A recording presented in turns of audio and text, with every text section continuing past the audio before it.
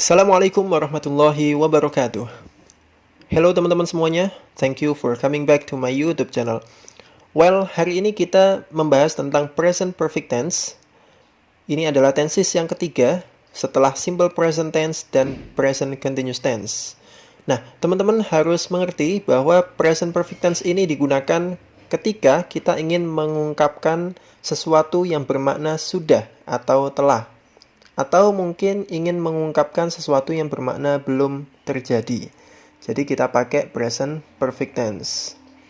Dan yang perlu diingat adalah bahwa present perfect tense itu waktu kejadiannya tidak disebutkan. Atau mungkin tidak diketahui, atau mungkin tidak dianggap penting. Itu ciri khas dari present perfect tense. Berbeda dengan simple past tense, simple past juga digunakan untuk menyatakan sesuatu yang sudah terjadi, tapi dia ada keterangan waktunya, kapan terjadinya. Sedangkan present perfect tense ini tidak ada keterangan waktunya. Contoh, saya punya kalimat, saya sudah mengerjakan PR. Kapan? Nggak ada, nggak jelas ya. Dan nggak penting mungkin, itu kita pakai present perfect tense. Berbeda dengan saya mengerjakan PR tadi malam. Itu juga maknanya sudah, tapi ada keterangan waktunya, maka kita pakai simple past tense. Oke, sampai di sini paham ya. Kemudian bentuk dari present perfect tense itu selalu berupa have atau has, kemudian diikuti verb 3 untuk kalimat verbal atau verbal sentence. Sedangkan untuk nominal sentence atau kalimat nominal, dia bentuknya adalah have atau has diikuti been. Apa bedanya verbal sentence dan nominal sentence? Verbal sentence itu adalah kalimat yang ada verbnya. Untuk memudahkan teman-teman memahami, seperti itu ya. Verbal sentence itu ada verbnya. Kita pakai verb 3. Sedangkan nominal sentence, dia tidak ada kata kerjanya. Biasanya adanya adalah kata sifat atau kata benda atau kata keterangan. Itu kalimat nominal. Next. Nah, kita membahas have atau has. Kapan kita menggunakan have dan kapan kita menggunakan has? Have digunakan ketika subjeknya berupa they, we, I, you, atau nama orang dua atau lebih. Dia pakai have. Sedangkan has digunakan ketika subjeknya berupa she, he, it, atau satu orang. Jack, atau Jane, Maria, dan lain sebagainya. Yang penting satu orang dia pakai has. Oke.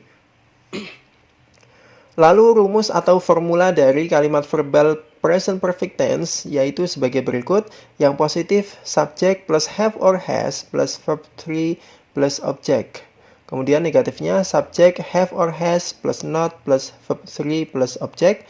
Dan negatifnya have or has plus subject plus verb 3 plus object. Dan negatif interrogatifnya adalah haven't or hasn't plus subject plus verb 3 plus object. Oke, example. I have taken a bath. Aku sudah mandi. Nah, taken ini adalah verb 3 dari take. Take, took, taken. I haven't taken a bath. Aku belum mandi.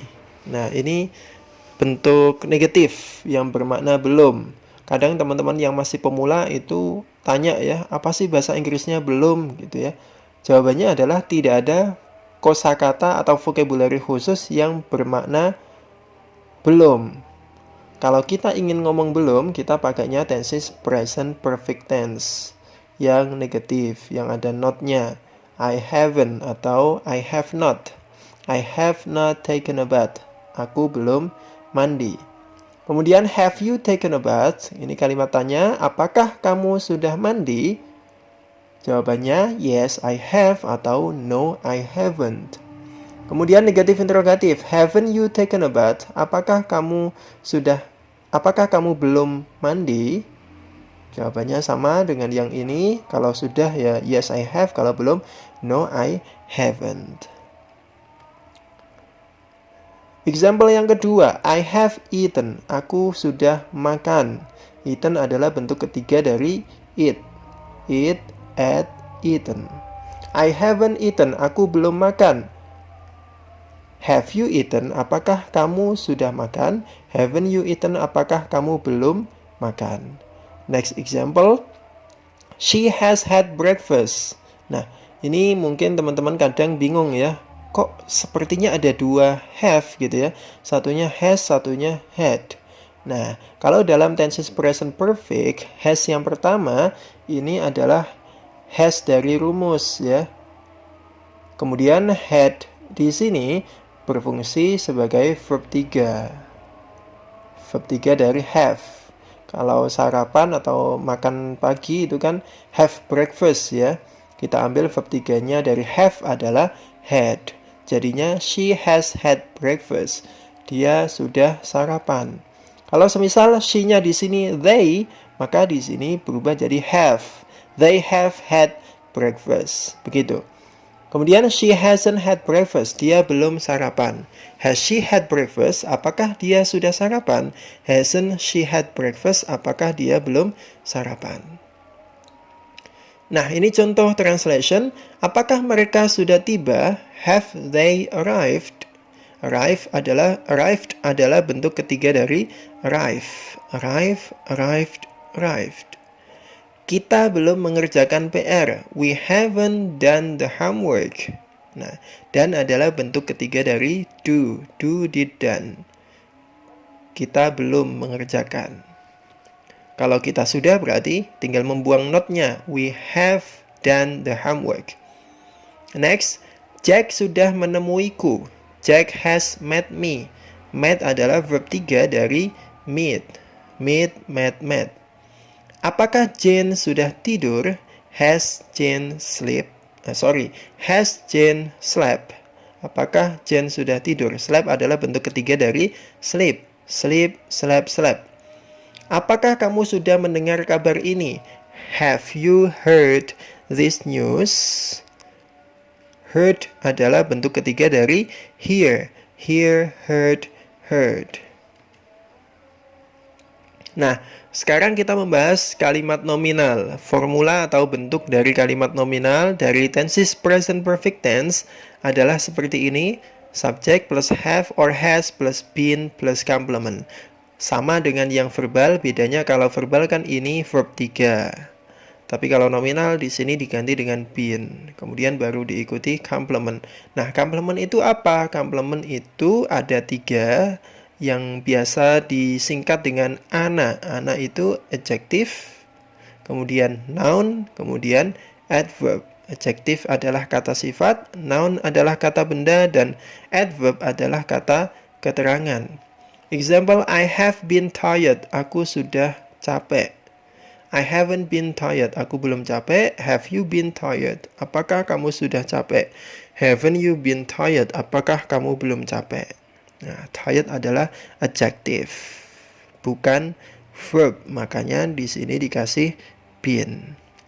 Next, I have been a doctor.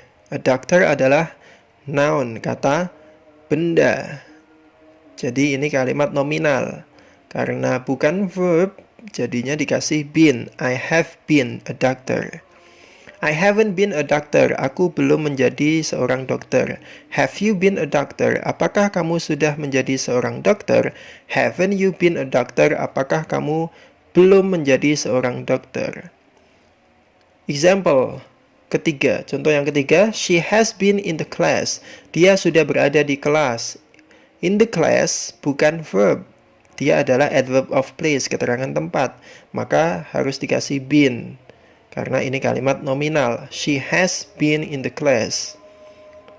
Negatifnya, she hasn't been in the class. Dia belum berada di kelas. Has she been in the class? Apakah dia sudah berada di kelas?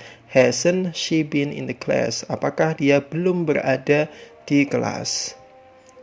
Well, itu tadi penjelasan tentang present perfect tense. Semoga bisa difahami. If you have some questions, kalau ada pertanyaan silakan tulis di kolom komentar. Thank you for watching this video. Assalamualaikum warahmatullahi wabarakatuh.